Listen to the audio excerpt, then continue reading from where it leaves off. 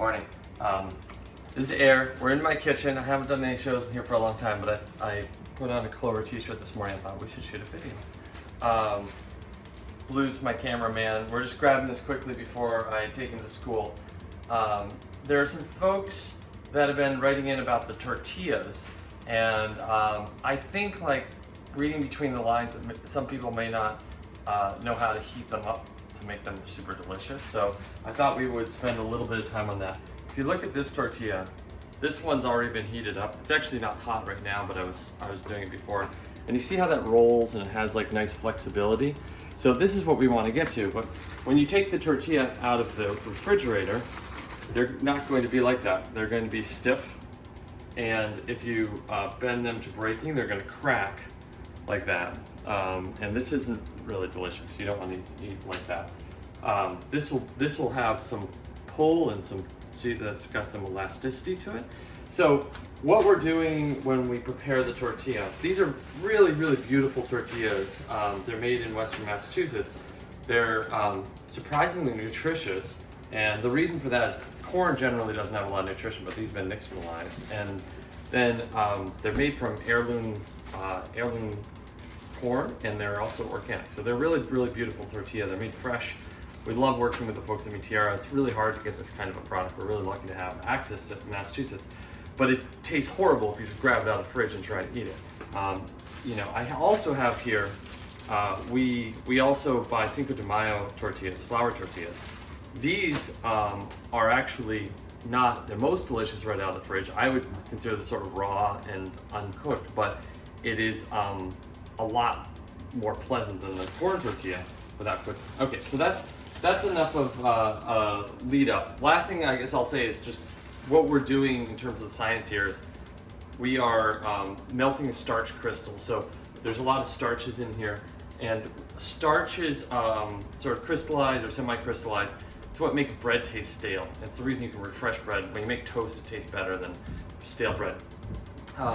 Same thing's happening here. So the starches are in a form that doesn't taste good in our mouth. So we want to melt those starches. The other thing we want to do is capture a little bit of steam. So take some of the water that's bound inside the tortilla and steam it out a little. So that's what we're aiming for. To do that, we want to heat it at a pretty high level of heat and very quickly. And so I've got two different methods here. This is a cast iron pan. You could do it without cast iron, but cast iron is really the best.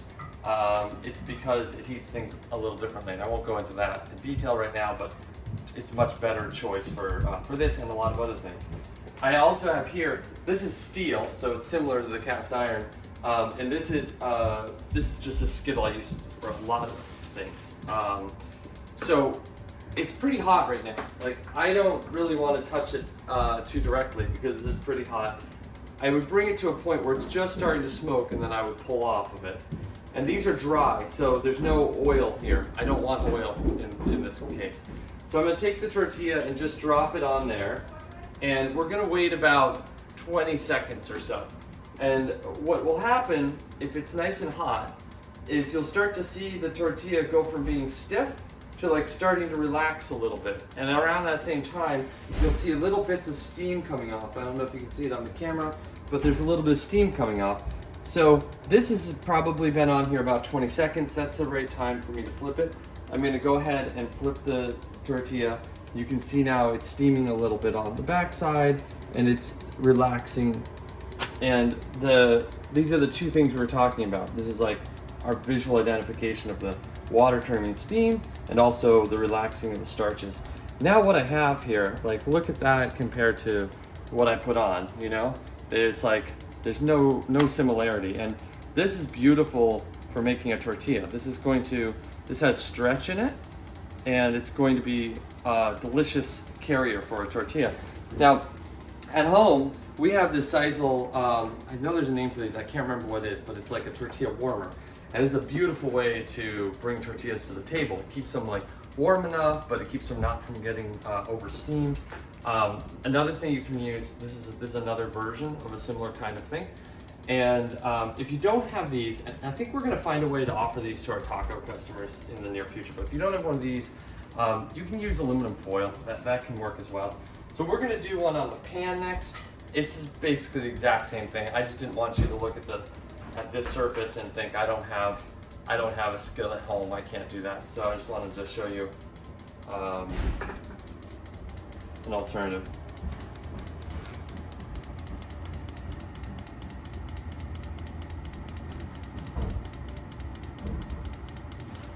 Sorry, I'm realizing I was saying skillet. I should have said griddle. It's still a little early in the morning for me. Now you see the same things happening. It's steaming a little bit. And give it another second or two. And flip it. And one thing to note is this is a pretty quick process. It doesn't take that long. And so the reason I have the griddle is at home, we'll line this up with 6 of these at a time. So we 6, flip them, and then in a minute I have 6 ready. And so usually in about 2 minutes I'll have 12 or so, which is usually what our family will want. And so again, you see it's got really beautiful pliability. It's stretchy. You know, I can take it and it's not gonna tear or break, even if I get a really small radius on there. Compare that to what we saw with this one, right? If I went down and brought that small radius on it, this one will actually crack on me. So this is the unheated one, and then these are the heated ones. And what's cool is once you melt those starches, these are cooling. They're not all that warm, but they still have pretty good pliability, and they're pretty delicious. I'm gonna show you 2 more things. So the last one I'm gonna show you for corn tortillas, you can heat them on a gas flame if you have an open flame. So in this case, the tortilla will go right on the flame. This will happen around the same amount of timing, maybe a little bit faster than we have with these. If you have a comal at home, which is a specific, I have one outside, but if you have a comal, which is something for making tortillas, that works really well too. But any of these will work. You just want to make sure the heat is at pretty high level. So I put this on the flame. It's torn there because I was playing with it to show you, but and this might remind you, if some of you have watched these videos, we do something similar with our pita bread. And you get an advantage by doing this. You can only do this really if you have a gas burner at home, but one advantage is you do get a little bit of the smokiness, which can be nice. So I don't get quite the same result that I get with the griddle or the skillet, but I get a decent result. So this wouldn't be my #1 choice how to do this, but if you don't have a pan to use, I guess you could. It smells really good. I do like the smokiness. All right, last thing to show you, flour tortilla. So if you look at this, there's a few things indicating that it's sort of raw. One is you can sort of see a gumminess to it. It's like undercooked.